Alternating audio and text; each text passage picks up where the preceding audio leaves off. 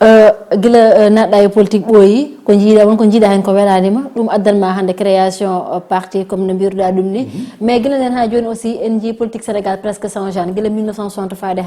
hande holko cikkuɗa an kisal so ari ma change ɗum e leydi ndi mbaɗa andi kay min mboɗo sikki on homme politique so tawi ene laaɓi o wi ko on politique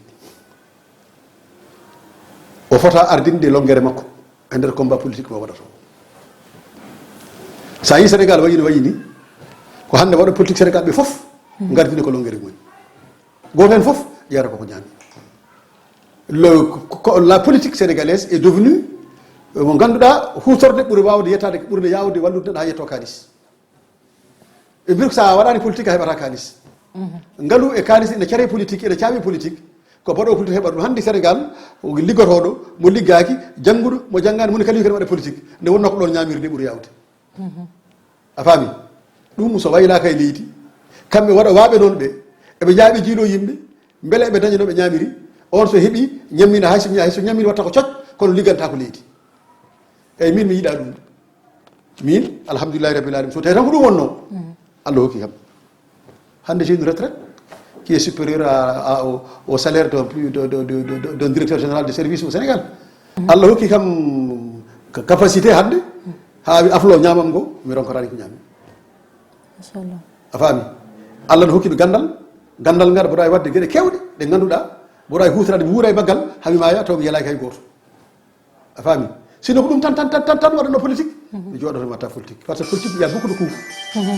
il y a beaucoup de coups il y a beaucoup de coups bas a faami il y a beaucoup de coups bas il y a beaucoup de problèmes il y a beaucoup de janfaji ala fof kala e politique a faami kono noon politique kadi ko Allah wurtanma hen min jinmi ko liggo Sénégal ɓamtu so mi ari le projet politique mo hande mon yeeyanmi Sénégal o so tawi majoritairement Sénégal naaɓe naate makko gueɗe kewɗe mayloto par cacca kewɗe nan ɗo iɓat par cacca kewɗe nan ɗo e leydi he iɓat ko wayno anani ko wayno holno ni o yiyat anani sukaɓe janggat jangde wayloto hay goto ɓe jaɓata ɓaari ko lamɗo leydi ittoɗo budget l'état wiyata safroyo caggal leydi ɗaccuɗo miskine ɓeɗe ma e hôpitaux Sénégal taw bawa safrade kalis préfet caggal leydi o waɗe nder hôpital ji he o ɗi waɗe équipé haaɓe yiya noon les médecins sénégalais calo wadde gollumen ɗum ko goɗɗum a faami ɓiɓɓe leydi Sénégal naaɓe duɗe ɗe janggata ɗe keɓɓite ɗe janggina ha feewa kala ɓi miskino jangga so tawi les enseignants ɓiɓɓe men janggata dans les écoles publiques janggata dans les écoles privées kane lamɓe hande laamin ɓe ɓiɓɓe men janggata dans les écoles publiques janggata to caggaliri walla janggata dans les écoles privées ene jeeti ene jaggi ɓiɓɓe miskine en mbaɗi men otage probléme hari kareli mumen ɗum firtoto hay goto wonta heɓtana leydi mum laamu leydi Sénégal heɓtata leydi sa hefti leydi ndi miskino joguino ɗum wurnomo hen toɓata o wuura a hefti ndin ala ko dokkuɗama kene lomto ɗum ko jiɗɗa waɗoma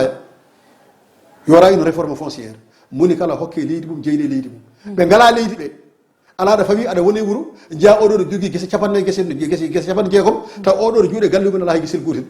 non yora une nouvelle distribution foncière joom leydi o hokke kene timmi kene wurno ɗum kañum ɓesgum mo ala leydi o hokke kene wurɗum kañum goto fof hokke titre foncier aha noon liggoɗa sa liggaki min keftomin dokka liggotoɗo eyyi so tawi komin laaɓi leydi ndi hay maire goto wonta maire commune mum yaani wuuro e Dakaru ɗum c'est fini ce sera fini avec moi sa felliti wonde maire guurata ko maire ɗo gonɗa ɗo guurda yimɓe ɓe gonda e mabɓe ganda tanaji mabɓe daranɗaɓe aha noon état o waɗa organisé ando no gonirɗa maire ha mbawa wonde maire waɗa créé un statut de l'élu mo ganduɗa aɗa jogui salaire aɗa jogui retraite pour janggo aɗa mbawa liggade so tawi a rawani lawol rewde uma so Allah jaaɓi so tawi komin laami leydi ndi ko noon kono ya won cadre supérieur Dakar aɗa liggo Dakaru a wurani fouti mbiya won maire commune won ɗum ce sera fini avec moi so tawi komin ƴetti leydi ndi wona ɗum nattat eyyi kadi so tawi komin ƴetti leydi ndi kala diwan gonɗo e Sénégal tuppodirani goɗɗo on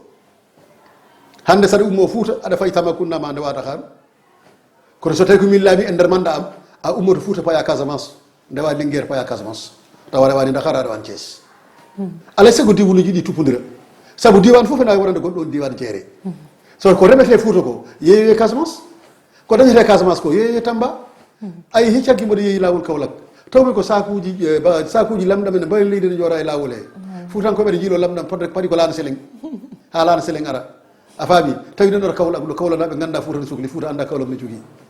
tomate e banane fof ene bone fuuta ene ñoola pomme de terre ene bone fuuta ene ñoola Kaolack anda Tamba anda Casamance anda jogi Louga anda alay sago waɗe nouvelle distribution territorial diwnuji ɗi tuppodiri moni kala yiya goɗɗo on taw kala ko remete o diwan walla kala ko dañete oɗo diwan ene wawa nafde diwnuji keddi ɗi Sénégal daña jeere nder haade mum fa waɗe caggal leydi c'est important nayiɓel ngel la diaspora sénégalaise wonɓe caggal leydi deñuɓe leydi ndi hannde so wonano kamɓe leydi ndi ɗantako laamu ngu ɗantako ɓen ɓe guittane gueɗal ha timma to ɓe goni to ɓe balle beele ɓe guura gurdam moƴƴam mbaɗɗam fayida ɓiɓɓe mabɓe jibinaɓe caggal leydi ɓe ko gartam Sénégal ko chance Sénégal ɓe balle beele haqqillaji ɓen sukaɓe ene gonta Sénégal naaɓe ene haqqillaji ɗi ne gara ga ɓe gara ga ɓe jiiya ga ɓe gowa ga ɓe jiɗɗa ga dañƴi hen resede ga rese ga dañƴi hen resde ga resa ga hay sono jomum wuurani ga haqqille mum wona ga ɓe gonan Sénégal lobby au niveau international il faut créer un lobby comme les juifs l'ont fait pour Israël mbaɗen ɓiɓɓe Sénégal naaɓe jibiaɓe caggal leydi ɓeynene France ɓeynene Gabon ɓeynene Amérique ɓeynene Canada mais ɓe ganda koye leydi Sénégal ɓe jeeya ɓe mbaɗana kala ɗo ɓe goni ɓe mbaɗana Sénégal lobby mo ganduɗa ene wawa wadde forcé ɗen leyɗele waddude attention e Sénégal avec des accords de coopération équilibrés taw Sénégal yi hen garta mum leyɗe ɗen ji hen garta mumen ɓiɓɓe gara mbaɗa investir ɗo le royaume du Maroc 13% des investissements Maroc ɓiɓɓe Sénégal ɓiɓɓe Maroc naaɓe woni caggal leydi ɓiɓɓe Sénégal naaɓe mbawa ɗum so kollama ɗum so tawi ɓe dañi laamu bawngu wallodirde e famille aji mabɓe kamɓe sukaɓe tan ɓe garat kono so laamu ala ko hiisi so ala kañum yo dañ yo ɓiɓɓum dañ yo janggoy dans les meilleures écoles so garti beele ne mbawa laamade heddiɓe ɗon kañum no ɓe laamori ni laaɓɗo calcule o ɗum liggota ko leydi eyyi min ɗum ɗo mboɗo sali ɗum mboɗo yiɗi addude ndi ɗo jencidi kesiri e nder leydi Sénégal so tawi Allah hoddiri Allah yiɗi kam no yiɗiri heddiɓe ni ayi lamɓe leydi ndi Allah ne andiɓe kamɓe foof lamɓe ɓennunoɓe ɓe Allah ne andiɓe lamɓe laamiɓe ha gayri ɓe ɗo Allah ne andiɓe laamiɓe joni ɓe Allah ne andiɓe jogorɓe laamade joni ɓe Allah ne andiɓe tawi ɗe jibina hayɓe jogora hayɓe jibinaka ɗe jogoro laamoyaɓe ɗum fof Allah ne andi eyyi min ñaagui Allah ko yo Allah jeynimin ɓen beele amin dondono Sénégal ɗum amin jiiɗi janggo so tawi Allah addimin kala ɓi Sénégal naaju ko gonɗa e leñol ma e ɗemgal ma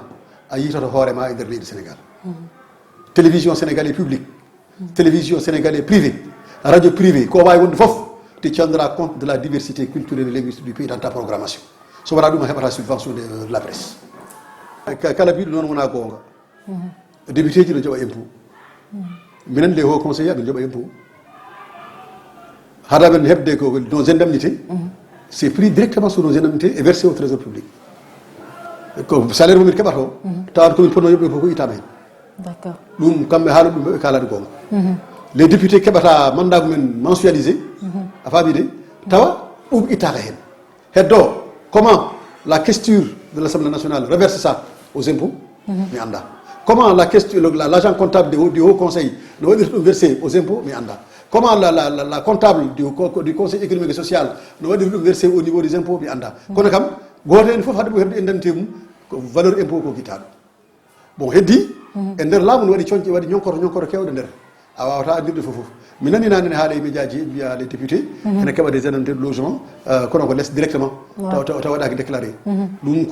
komi nanɗo mi alana ɗum dalil mi alana ɗum preuve mi wawa jabade so mboɗo jogui noon mboɗo anduno toon ko wayi hen jaboto ko hande nanmi dans les médias mi anda no wayi mi anda no sifori je sais que l'Assemblée nationale waɗi démentir kono kam so wi mboɗo haali hen hunde ko kalanmi komi laaɓa komi yiiɗa haalde ɗum eyyi heddi ko au niveau du train de vie de l'état ene usto min kono min probléme o wona train de vie de l'état yo ustu somi jayi ko yo train de vie de l'état yo ɓeydu état jogo capacité d' intervention taw noon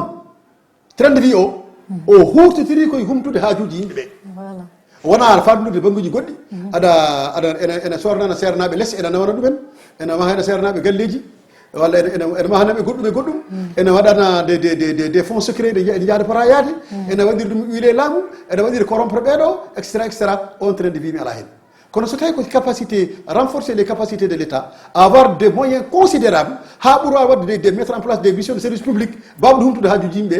e nder éducation e nder santé e nder ndema e nder culture pénale e nder fof ɗum je suis à 100% ça je ferai ça d'ailleurs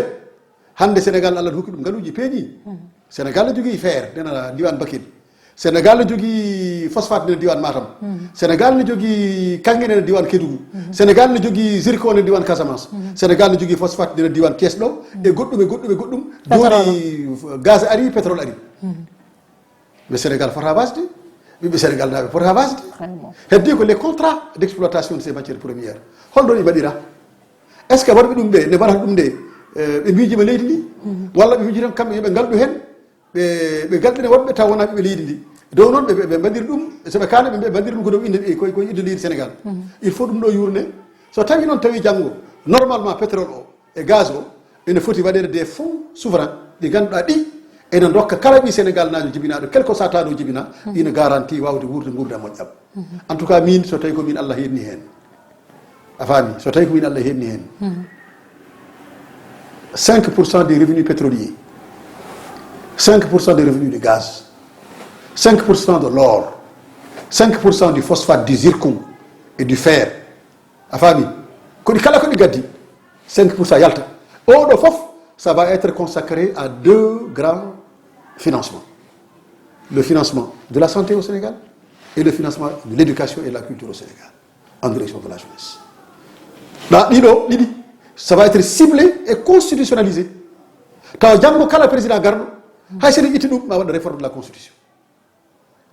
comme ça so waɗirama noon weɓata ittude donc so waɗirama noon janggo oɗo pourcentage ɗiɗo matiére première so ɗi kawri Sénégal dañan gartama heewa on construira de nouveaux hôpitaux des écoles de médecine on formera des médecins à haut niveau ɗi ganduɗa ene mbawi humti kala ɗo pecta e leydi kono noon jangde hesere nde ara jangde nde taw ko ɗemɗe gendiji ɗe jangete ɓiɓɓe Fuutanko ɓiɓɓe Sénégal naaɓe daña gandal e ɗemɗumen gendiji leur diplôme ɗemɗe gendiji hay saɗa ɓeyditoro ɗemɗe janande ɗe kono kam gardidi yo ɗemɗe gendiji ɗe donc min e nder politique am somi ari les budgets consacrés to banggue kono rondo tanɗe leydi e ɓamtare c'est l'éducation c'est la santé et les mobilités territoriales les mobilités woni les infrastructures routières hande eɗen laabi ɗi ko awmo tan lawol gotol ha Bakel dewa Fouta gollo ko lawol ha Bakel ha Tambacounda ndewa Kaolack walla Thiela paya Casamance e hakkude diwanuji ɗi noon hakkude Jeere Walo noon c'est ça les mobilités territoriales so leydi ala ɗum ɗo ɓamtata ko les aéroports maaji ɗe on au Sénégal on a les ce qu'on appelle les vallées fossiles nder ferlo ngo ɗe wino tout calli ndiyam kañum fof ɗi ɓeeɓi mais ɗi mbawi waɗede réalimenté kañum fof ɗi gurta ɗi mbaɗa ndiyam ladde nde wilta ɓeeɓe cukkullol ladde kon garta kala ɗo kulle ladde ala jaam ala ɗon kala ɗo kulle ladde ala soɗo jeeyi jiito koko yoori mais waɗe feere ha ɗon hecciɗe hay si ɗon y a des exemples so waɗama joni des lacs artificiels no wabeji ɗi gardata waɗi recueillir wabeji ndiyam ɗi jeeyata ko fuɗi dundu waɗat heccida kullol kon mbatta ardene yara jamma ñalawma ay gurdam arta ɗon donc il faut reconstituer ça les vallées fossiles il faut reconstituer kala ɗo calli banno joori ɗi gurtine ɗi gartira ɗon jaam e kesam e keccam ɗum noon nafata taw ko laamiɗo o ene jogui courage wiide ala mi jaɓata ɗum ɗo pour leydan kono sa laamima a wi ƴewata ko weli tuɓe ko ɓe mbaɗɗa heɗo e laamu ma wonta ɗon a waɗata leydi ma ko foti waɗede eyyi min noon mboɗo jogui jikki janggo somi laamimo leydi Sénégal mboɗo sikki mboɗo wawi wiide ala ɗum ɗo ko intérêt ɗe mi watta ni mboɗo jaɓa haaldede mboɗo jaɓa waddede masala ha mbeɗa ɓe daña hen mi daña hen mboɗo dañat Sénégal kono kamɓe nawata fof ɓe mbiyaɓe koppa leydi Sénégal ɗum jaɓata ɗum weeɓani noon saabu ma baali kewɗi sa ala ene weeɓi haalde kono ko wadde ɗum nde ɓurtidde kono min mboɗo jogui jikki mboɗo jogui jikku mboɗo jogui kattande e muñal wawde wadde ɗum par ce que mi hulani kulmi tan ko Allah ɗo wonno mbaɗa andi ñande mayide ala ko gurdam tan woodi kono ñande mayide woodi gurdam wawa wonde ɗon eyyi ɗum noon mboɗo felli tan ɗum kadi mboɗa andi so tawi koye laamu ngu doggantumi ngu ko hen Allah haɓɓi fitadam mi worata ɗon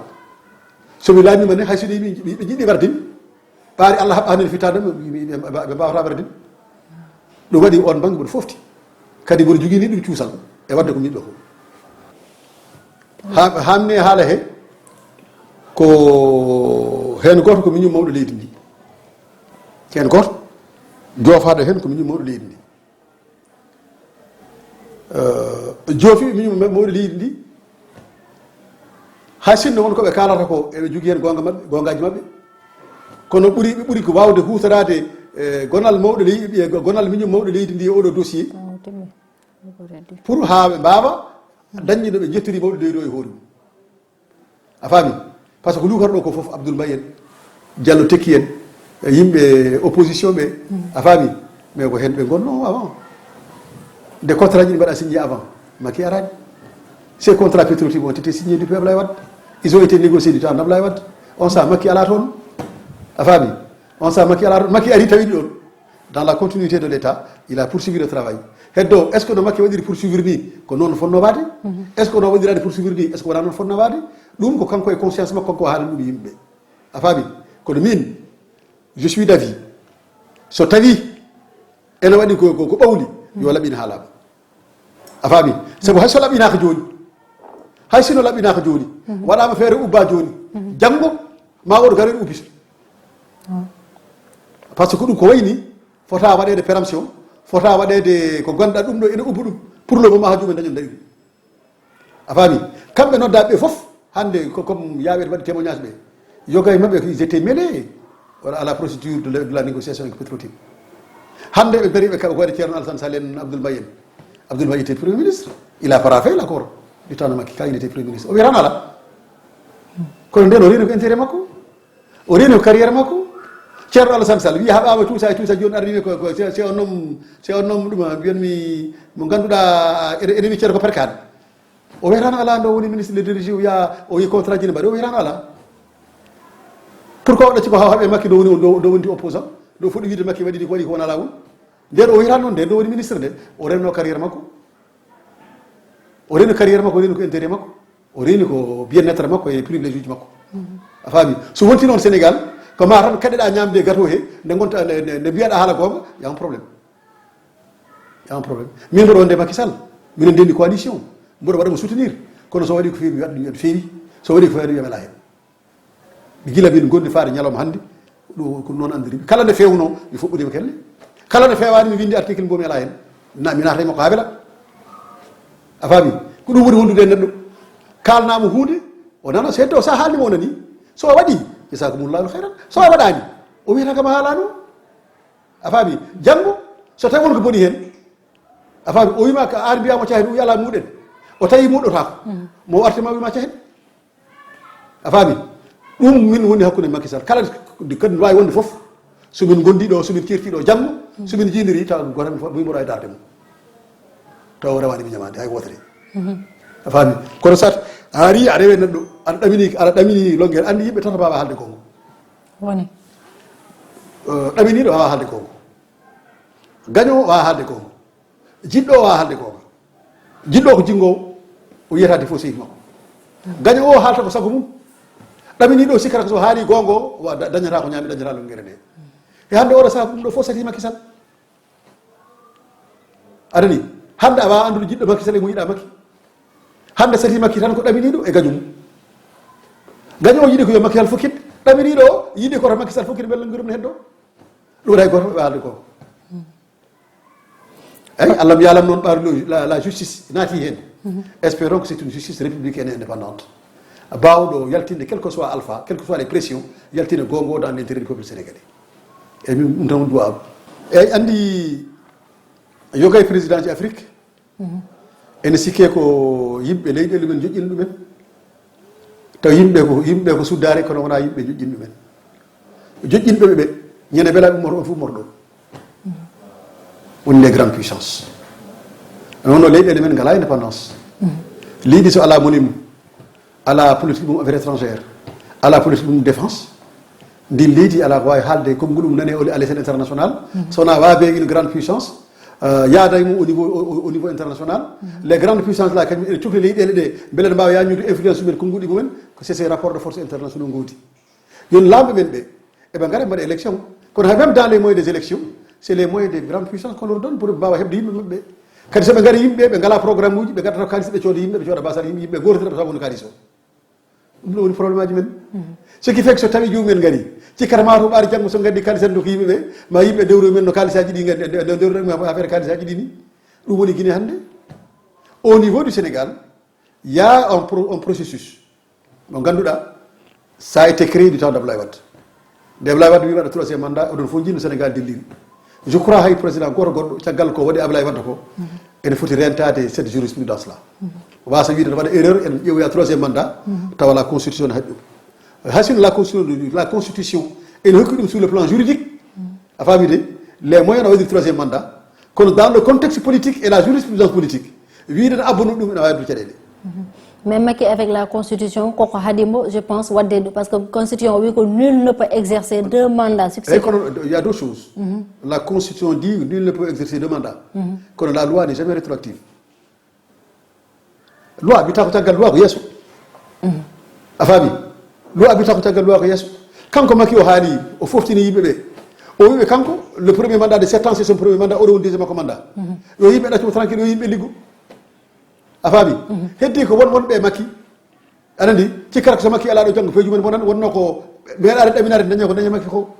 a faami ko fergutere wonɓe to jiiɗi ko Macky yo dirtu beelen lomto so Macky yi dirtiɓe mbaɗata ko ɓuuri bonde e ko Macky wanno aɗani l'enjeu hande Macky waɗi deuxième mandat omo yaara à peu près 6 mois ene heddi duuɓi 4 e huude e lebbi 4 walla lebbi 6 yoɓe ɗacco liggo ha dow hitande de campagne électorale foti nde so wi nde ɗum hurto troisiéme mandat on sa yimɓe Sénégal aɓe kalde makko min de ɗum ɓurdimi sabu min joom chef de parti o jaaduɗo e makko o jaaduɗo e makko guila 2012 faade hande o mboɗo jogui ko kalmi hen kono jiɗmi haal ɗum kono yonti nde wona joni jiɗmi ɗaccude ko liggo o liggo ha oron ko liggade walla o wasi liggade on sa yimɓe janayi makko kono soɗo tawi ɓe ɗacci o liggima ha 2021 ɓenni les législatives mbaɗama 2022 hakkadi no législative ɓenni heddi en dagane 2024 ɗo ene weeɗi haalde minen de en tout cas au niveau du Kisal Sénégal on attendra jusqu'après les élections législatives 2022 en dès début 2023 ko nden min kalata ko wone amen ko nde min kalata komin jogori wadde nden on saaha so Macky Sall darima wi min de mi waɗi deuxième ma mi waɗino mandam 7 ans kono on comptetake dans la réforme de la constitution on saaha min jogui komin kalde makko kono joni ɓurani min ko yo liggo leydi ndi ɓe ndiwa ɓe goppa e nder APR no jiiruɗa ay ɗum dans la part dans ɗum ko gurdam parti politique andi mi haalnima nane mbimami yimɓe mbaɗirani politique pour des projets de développement pour l'intérêt général moni kala waɗiri politique ko ha dañol onguere de ƴeewa dañde base waɗa constitué des bases a faami de ene waɗa alimenté base uji ɗi beele base uji ɗi beele kañum dañano wuurde a faami so tawi noon ya ces antagonisme d' intérêt e nder parti politique joni joni ɓe keɓa ɓeɗo base hebde ɗum tan woni ɗon ɗum noon ko wasde parti wasde waɗede structuré so parti waɗa ko organisé no parti APR hande wayi ni hay goto wona gardiɗo goɗɗo on moni kala kañum ardi hay goto ala ko waɗa caggal en aɗa caɗele so wona on Allah jarama on jarama indam nde nanama kono ayawo ngo hewano yaade hande hewɓe ɓe nananoɓe dadam walla nananoɓe sawtam ma jiyam ɗum ko ɓuural e am kadi ko ɓeydare am ko garata ko martaba e am ɗum ko goho gueɗe ɗimen ngeemi mboɗo yiiɗi Sénégal ɓamto nde wonno so Sénégal ɓamtima enena wara ko sati Sénégal ko foof mboɗo yiiɗi Sénégal deeƴa wonno so Sénégal deeƴi ene walla ko sati Sénégal ko foof mboɗo yiiɗi Fuuta ɓen wasa wonde Fuutaji ɗiɗi wona Fuuta goto hay sinno goto fof ne joguiɗo jeeya kono yimɓe kam jogo conscience communauté ɓe jogo conscience leñol a faami ɓe ganda soɓe jaaɓi serdede ɓe mbarete te doɓe koɗi ɗo aɗa hefte juuɗe ɓe ɓaade koɓe serdaɓe c'est une stratégie très ancienne guila qui date de la colonisation sernude fulɓe famminde doole mumen riwo woɗɓe gara e Fuuta ha Fuutankoɓe pamɗa doole beele ɗe keftana Fuutankoɓe ko jeeyi ko hande sa yi Fuutankoɓe keftanaka fof kene kula ene kersa sababu won kawrale kongal kono so kawral ngal isi so tawi kamɓe Mauritanie naɓe mbi tan kamɓe ko Mauritanie naɓe enen Sénégal naɓe mbiɗen tan ke Sénégal naɓe en gonda ko woni rewo ko musiba gonɗo rewo o joni mbaɗaɗen ɗo Sénégal ga Mauritanie naɓe jinganta en pamɗen doole rendine ayi président ji ɗiɗi miɗi hen goto wi gonɗo on siɗen jiiɗi husrade maayo ngo fergutere wotere ren dow lawol sode ittaka ɗon maayo ngo en keɓata ɗum o wi a haali gon kono yaawi ay fergutere dow lawol nde ko halpulaar en kala mo ganduɗa ene rendina en ene ɓeyde en ene hokka en hulede e hersede a faami de ene hokka en doole jeyɗo to jeyɗen ɗo kala garɗo kuufen ko jeyɗen goto hay goto heɓtata ɗum ne kadi firti ko kala janggo kala mono laamo leydi Sénégal walla mono laamo Mauritanie so weldade men laamotako ɗum nde yaato eɗen mbaɗi ni seɗe mbaɗi ni tan ɗum wonon seɗe mbaɗa ni noon wonta Allah jarama on jarama mi yetti